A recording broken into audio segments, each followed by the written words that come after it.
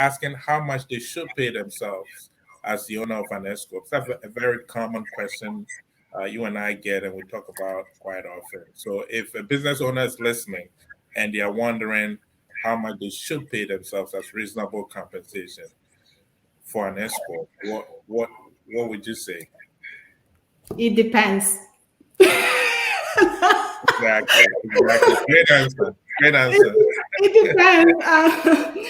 Yes, it's there are many ways to determine what reasonable compensation as the owner of an S corp is. Uh, as an S corp owner, you are required to be on payroll and pay yourself what the IRS would consider a reasonable compensation.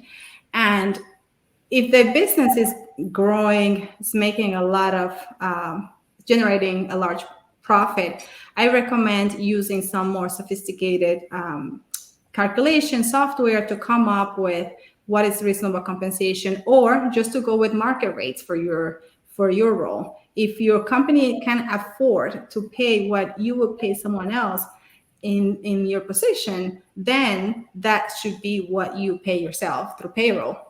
When the company is smaller and the profits are, maybe 70,000, 100,000, and that's a lot less than what a salary would be for that role, then it's a little more challenging. So what I tell my clients at that point is, let's pay something that the company can afford, keeping in mind that you need to leave some money in the company to reinvest, to hire, to pay for expenses.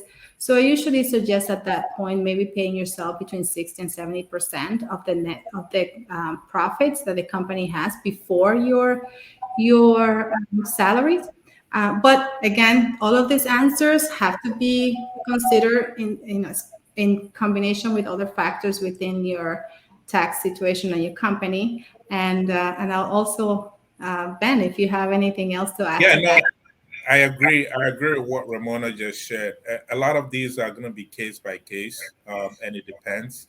Um, I always tell my clients, not all CEOs are created the same.